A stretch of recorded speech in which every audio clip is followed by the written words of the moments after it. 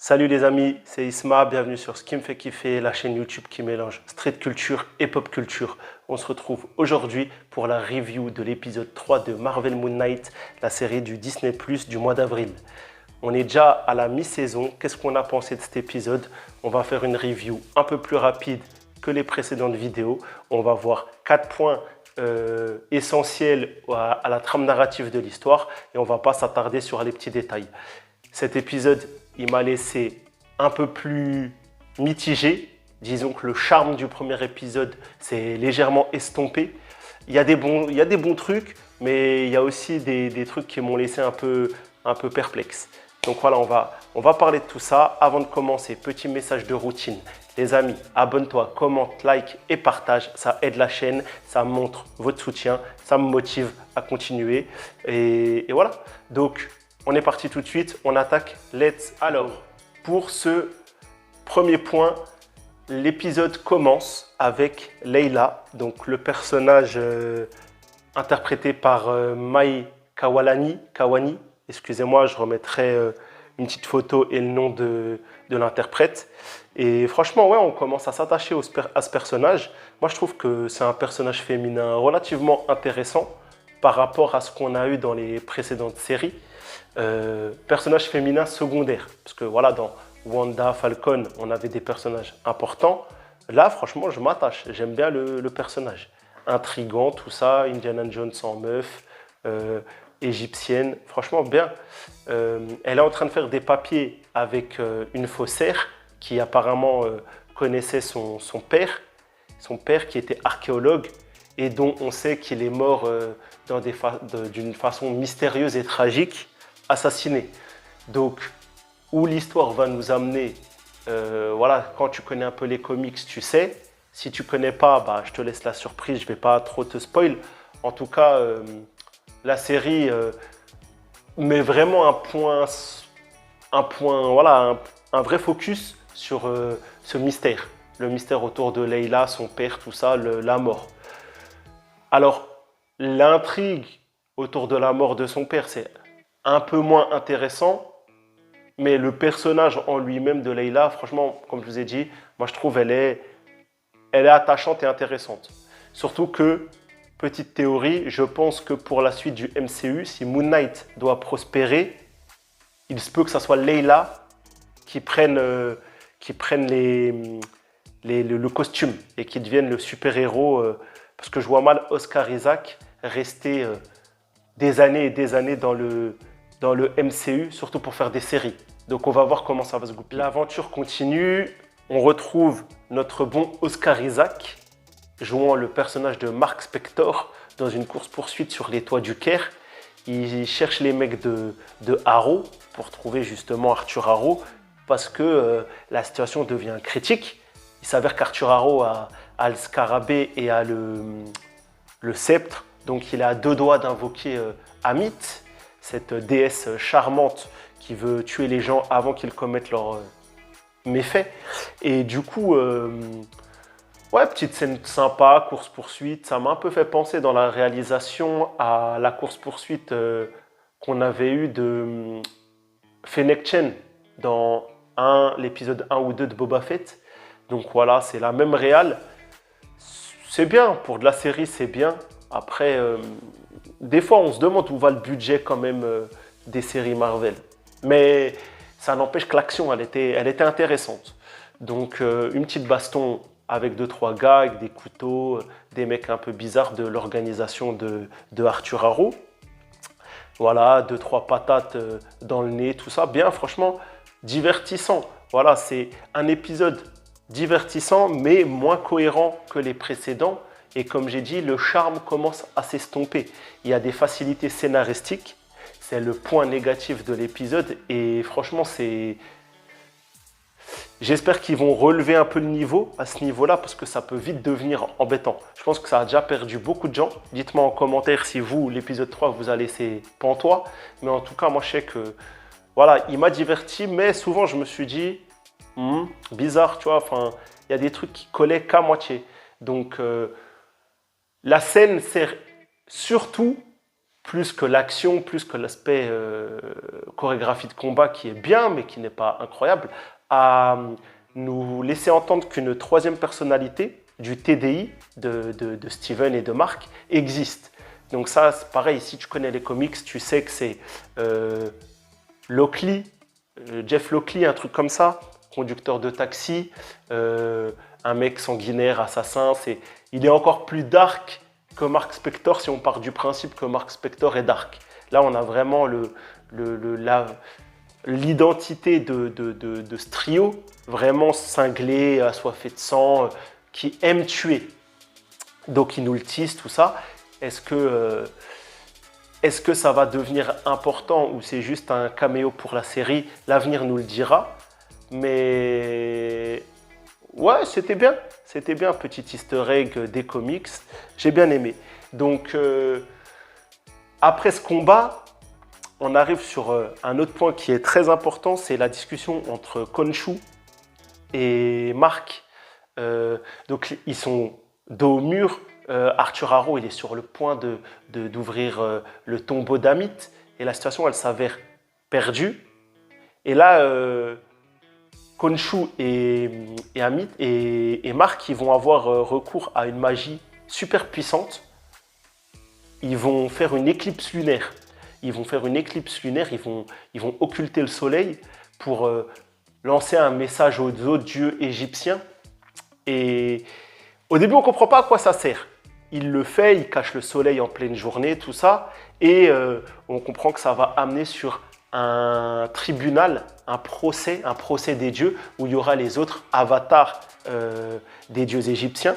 Et on découvre, d'ailleurs, c'est un peu mal amené, mais on comprend qu'il y a chaque dieu a son avatar sur Terre. Donc voilà, moi j'en viens avec cette histoire d'incohérence. Vous nous mettez des dieux égyptiens. Comme j'ai dit dans la précédente vidéo, on connaît déjà les autres groupes de dieux dans le MCU. Et ils ont des pouvoirs de ouf. Le mec, c'est quand même c'est le dieu de la lune, tout ça. Il peut mettre la lune devant le soleil. Voilà. Où est-ce que vous étiez pendant les événements de Thanos? Où est-ce que vous étiez est-ce que vous avez déjà croisé Odin et ses fils? Est-ce que vous avez déjà vu les Éternels? Est-ce que vous connaissez les Célestes? En fait, il y a 1 milliard de questions qui se posent et l'univers, il commence à s'étioler, je trouve. J'avais pas ce sentiment jusque-là, mais je trouve que l'univers, il commence à s'étioler avec cette histoire de dieu égyptien. À voir comment la série va nous amener, mais voilà. Donc, on a ce procès des dieux. Et en fait, les dieux, ils peuvent convoquer qui ils veulent. Et Arthur Harrow va être convoqué pour passer en jugement. Parce que Mark Spector, à travers Khonshu, qui s'exprime à travers lui, va l'accuser. Oui, tu es le soldat d'Amit, tu veux la réveiller, tu veux causer des troubles sur la terre, tout ça. Et les autres dieux, ils vont le questionner, tout ça. Alors, c'est mi-figue, mi-raisin, tu vois. Ils nous font comprendre que les dieux ont des capacités incroyables. Mais par contre, n'importe qui peut leur mentir. Et le personnage d'Arthur Harrow, c'est n'importe quoi. Il sort de cette situation, facilité scénaristique. Non les gars, je fais rien, c'était pas moi. Les dieux ils vont juste dire d'accord, ok, c'est bon. Et Arthur Harrow va réussir à retourner les dieux contre Khonshu et contre Mark Spector. Oui, il a des troubles psychologiques, Khonshu est un cinglé et ça va se retourner comme ça. La situation, c'est trop facile, c'est n'importe quoi, il n'y a aucune réflexion. Franchement, ça m'a... J'étais dedans parce qu'on découvrait un nouvel aspect du MCU, les dieux égyptiens, tout ça, à travers les différents avatars des êtres qui peuplent Héliopolis. Mais ouais, je sais pas, je suis perplexe. Avec du recul, j'ai trouvé ça bizarre, tu vois. Si c'était pas du MCU, ça pourrait être une série où, comme on avait à l'époque le film Les Immortels, avec les dieux qui existent en 2030, tout ça. Voilà, c'était un délire, mais là, dans le MCU, je trouve que c'est la goutte d'eau qui fait déborder le vase de l'univers étendu. Et la situation, elle va se résoudre comme ça. Arthur Harrow, il retourne parce qu'il est acquitté. Voilà. Khonshu, il est calmé par ses frères et sœurs.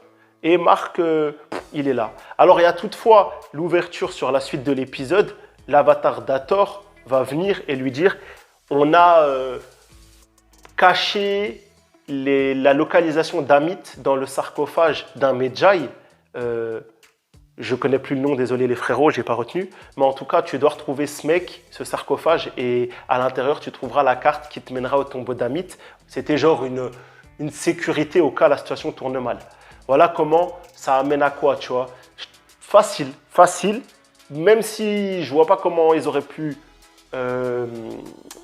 faire ça autrement, mais c'est trop facile. Après ce passage divin, avec, voilà, comme j'ai dit, ce procès ridicule, ce dialogue ridicule entre Arthur Harrow et les autres dieux, on a Layla et Marc qui se croisent parce que Marc est à la recherche du sarcophage du Medjay. Et Layla, elle dit, je sais qui aller voir. Et c'est un dénommé Mogart, joué par l'acteur français Gaspard Ulliel, décédé cette année ou l'année dernière, RIP. Et en fait, voilà, c'est un mec qui collectionne des œuvres d'art pour lui, c'est un riche trafiquant, tout ça. Au début, Layla et lui, ils ont une discussion sympa, courtoisie professionnelle, ça parle de Madripour. Est-ce qu'il y a des liens avec Power Broker, donc Sharon Carter, qui tenait Madripour et en plus qui travaillait dans les œuvres d'art dans Falcon and the Winter Soldier. Voilà, à découvrir. Bon, ça va vite amener à une baston. C'est la scène qui fait que voilà, on a le Mark Spector qui se met en Moonlight qui met une rouste à tout le monde. Et voilà. Alors moi, j'ai envie de dire un point. Souvent, j'entends Moon Knight, le Batman du MCU. Mais rien à voir. Ne dites pas ça. Franchement, Moon Knight, il n'est même pas à l'orteil d'un Batman. Franchement, incomparable. Alors, le personnage, il n'est pas inintéressant. Mais arrêtez de dire que c'est un Batman. Moi, ça me rend fou. C'est bon, c'est pas parce qu'il lance des trucs que c'est un Batman. Captain Boomerang dans DC Comics, c'est pas un Batman. C'est Captain Boomerang. Donc voilà, scène de combat avec des chorégraphies, ouais, des fois bien, des fois pas bien. Toutefois qui se finit sur l'énième incohérence de l'épisode. Arthur Harrow va débarquer. Alors, est-ce qu'il est omniscient comme les dieux, on ne sait pas, ou est-ce que genre à un moment il y a deux gars sur une barque qui nous disent qui sont ces mecs, je ne sais pas. Enfin, franchement, il m'a laissé, plus j'en parle, plus il me déçoit un peu cet épisode. Il n'était pas ouf. Il n'était pas ouf. Finalement, il récupère les différents morceaux de la carte.